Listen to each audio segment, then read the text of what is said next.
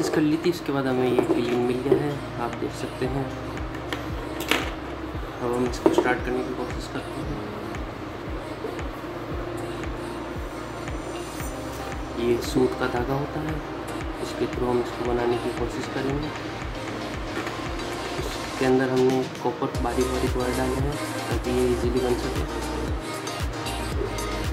सके, या फिर इजीली अंदर जा सके। क्योंकि अंदर जाने के बाद तो नॉर्मल अपन डालेंगे थ्रेड तो वो बेंड हो जाएगा। आप देख सकेंगे क्यों हमने इसका यूज़ लिया।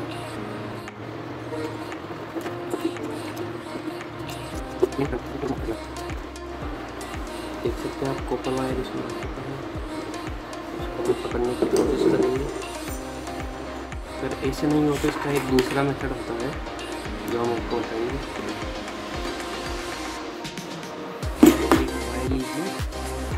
इसको इसके ऊपर वाले पार्ट से पुट कर लें, कहीं से भी पुट कर सकता है, इसको ऊपर या नीचे दोनों पार्ट से।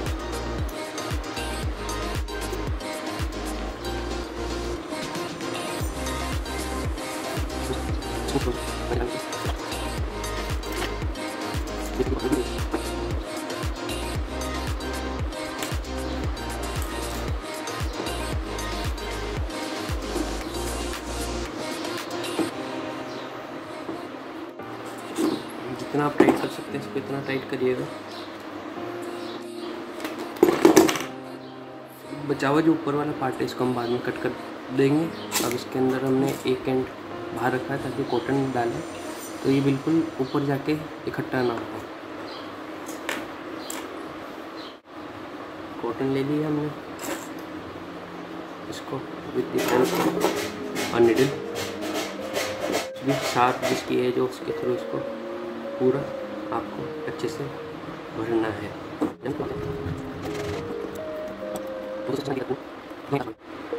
आप देख सकते हैं कॉटन से पूरी तरह से फिल हो चुकी है। अब जो ये बचा हुआ ये है इसको हम अंदर की तरफ डालेंगे, फिर स्क्रू यहाँ से लगेगा, बट उससे पहले हमको इसको फ्यूल डालना पड़ेगा, पेट्रोल डीजल केरोसिन। हम फ्यूल लेकर आ चुके हैं, इस फ्यूल को इसके अंदर फिल करना है।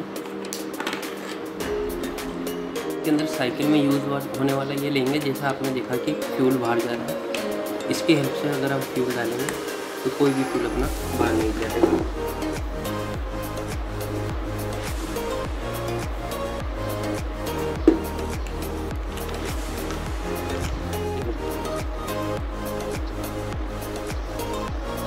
फ्यूल भर चुका है।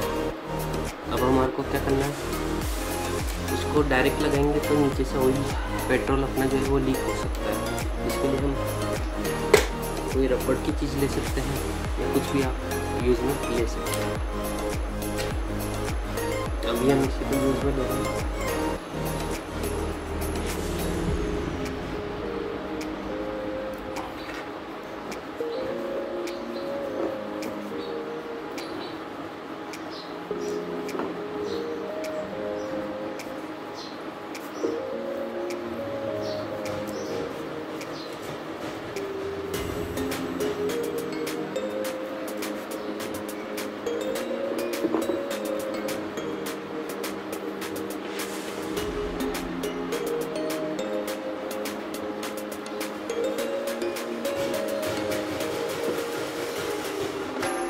हमने इसको साफ कर लिया है।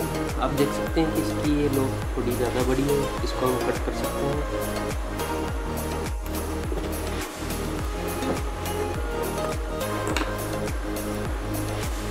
ये हम कट कर चुके हैं। अब इसको एक बार ट्राई करेंगे।